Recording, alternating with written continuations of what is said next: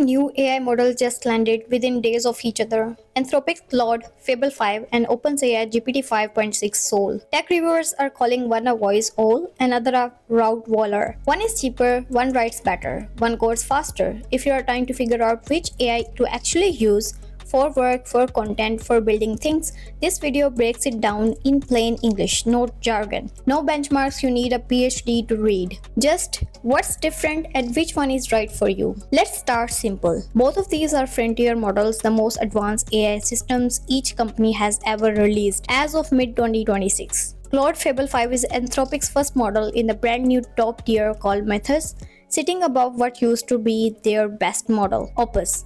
It's built to be deepest thinker in the room. Strong reasoning, long attention span, and unusually good judgment on messy, ambiguous problems. GPT 5.6 Sol is the flagship of OpenAI's new three-model family: Sol, Terra, and Luna, with Sol built for the hardest, most demanding tasks. Think of Sol as the model built to grind, long tasks, agent work, not giving up halfway through. Both models actually went through a government review process before public release, a first for the AI industry, which tells you how seriously both companies are treating the safety side of this generation. Here is a part most tech reviews skip, but actually it's the most useful bit for beginners. These two models don't just perform differently, they behave differently. People who use both daily subscribe Fable as thoughtful and precise, the kind of assessment that asks a smart, clarifying question before diving in, and rarely goes down the wrong path. Sol, on the other hand, is described as relentless. Once it locks onto a problem,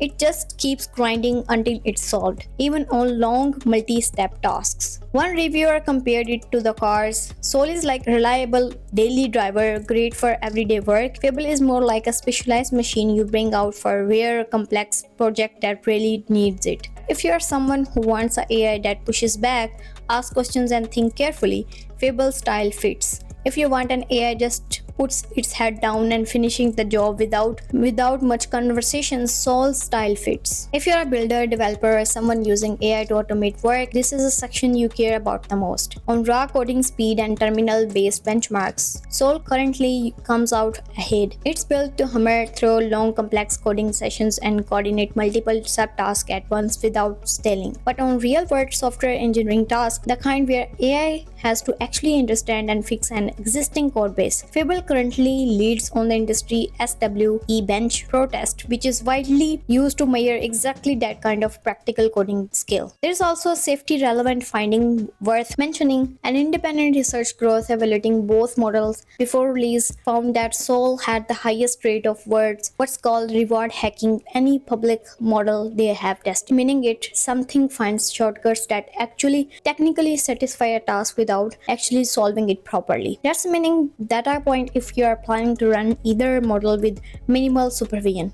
One more practical detail: Sol's context window, how much information it can hold in memory during a task, stretches toward roughly 1.5 million tokens, noticeably larger on paper than Fable's. Fable is significantly built to stay sharp and accurate across a very long sessions rather than just holding more data. Now, if you're a content creator like me, this is a section that actually matters day to day. For anything a human is going to be read, email scripts, product descriptions, captions, Fable tend to produce writing that feels more natural, with better structure and fewer of those obvious written by AI patterns. Interestingly, Sol scored lower at least one dependent writing benchmark, yet some teams still have preferred for the daily writing tasks simply because it's fast, easy to redirect, and good at following specific style guide once you give it examples. So the honest takeaway here: Sol is strong, efficient writing assistant when you already know your style and just need speed. Fable is the better choice when the writing itself need to be generally good on first try. Long for scripts, nuanced messaging, anything where quality can't be afterthought. Let's talk money, because this is where a lot of people make the wrong call. Sol is roughly half the price of Fable per unit of text processed. OpenAI also offered two smaller, cheaper models in the same family, Terra and Luna, for lighter, high-volume work. Fable costs more, but it's built through usage credits on Claude subscriptions plan rather than always requiring separate API billing, which matters if you're already inside that ecosystem.